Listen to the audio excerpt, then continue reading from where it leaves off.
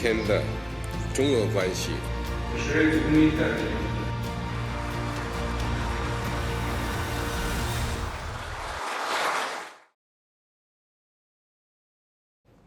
This month, Vladimir Putin began his 5th term in office. And today he began his first foreign tour of this term.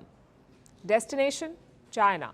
It's his second visit in over 6 months, and Putin must be feeling reassured today because China's support for Russia has not wavered. In fact, it has only gotten stronger. The Russian president got a red carpet welcome in Beijing, complete with Red Army songs. Xi Jinping was there to welcome him personally.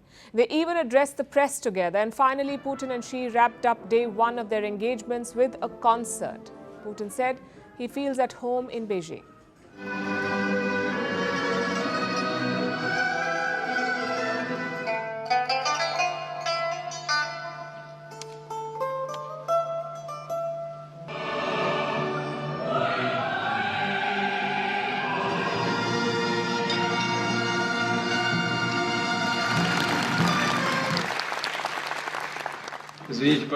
Excuse me, please, for speaking too long and not letting the translator to translate.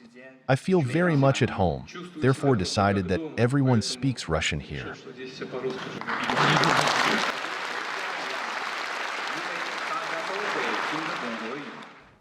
Great optics. Now let's talk about the business. Putin and Xi held bilateral talks in the morning, their third sit-down in just over a year. And what was the outcome? 3 important takeaways. The first and perhaps the most important one is about Ukraine and Russia's ongoing offensive. China and Russia appear to be on the same page here. Reports say Putin briefed Xi Jinping about the war. He's on strong footing in Ukraine right now. Russian forces have made gains, especially in Kyiv. Recently, Ukraine had to pull back troops from there. So Russia has the upper hand and China wants Putin to capitalize. Both sides agreed that a political solution to the Ukraine crisis is the right direction. China hopes for the early return of Europe to peace and stability and will continue to play a constructive role toward this. Xi Jinping thinks it's a good time for truce, a political solution to end the war and a solution that China wants to help negotiate. They have Putin's support in this. The Russian president says he's ready for a political solution and he thanked Xi Jinping for his support. We are grateful to the Chinese friends and colleagues for the initiatives they put forward to solve this problem. Russia has the momentum on the battlefield, so in theory they can extract better terms. But will Kyiv agree? It's unlikely. Ukraine will push back against making any concessions to Russia. Plus, they're expecting fresh military aid from the West soon, so a political solution may have to wait. Perhaps Putin and Xi realize that too. So China is extending more material support to Russia. They signed new bilateral pacts today. China will expand its investments in Russia significantly. They'll form a portfolio of 80 large investment projects. It will cover a wide range of areas. They will also expand nuclear cooperation and bilateral trade. Timely and coordinated measures to switch over the financial settlements between our countries to the national currencies enhance the deepening of the trade and investment ties. The share of ruble and yuan in Russian and Chinese commercial operations has exceeded 90% already and continues to grow. China is spreading its roots within the Russian economy and Xi Jinping wants to keep at it, which is the third big takeaway. Putin and Xi signed a joint declaration today. It takes a direct aim at their common enemy, the West. It calls for a reform of the international system and a multipolar global order, one where Moscow and Beijing can play a quote-unquote balancing role. That's what they call it. The declaration also calls the US destructive and hostile.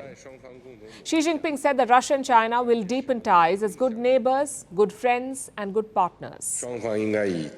I am willing to work together with Mr. President to jointly steer the direction of bilateral relations and make new plans and arrangements for the development of cooperation in various fields between the two countries. So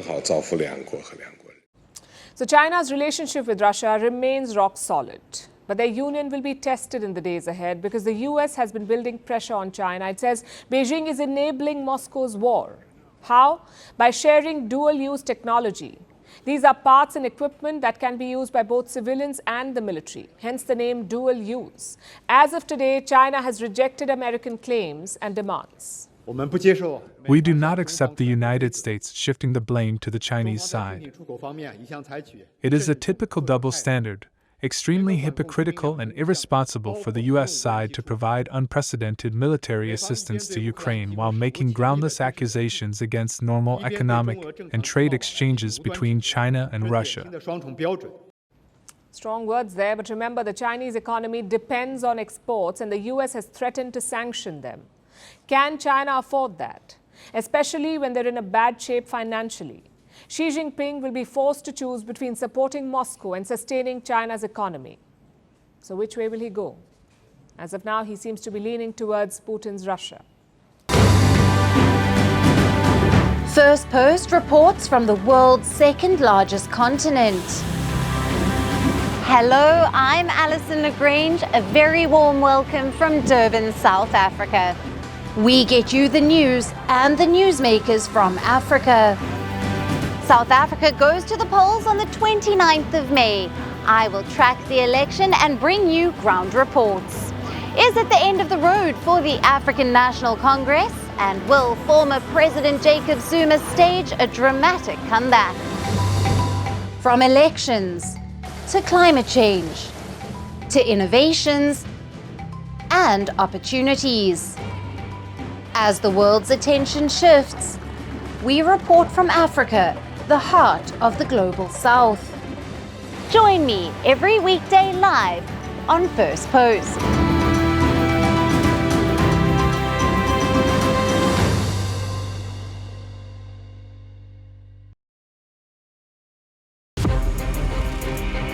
From impeachments to inaugurations, if it's a political story, we are on the scene.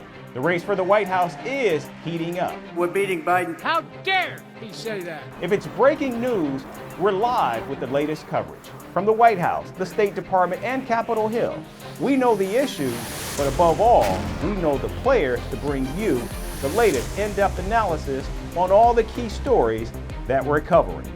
I'm Eric Ham. Join me from Washington here on Firstpost America.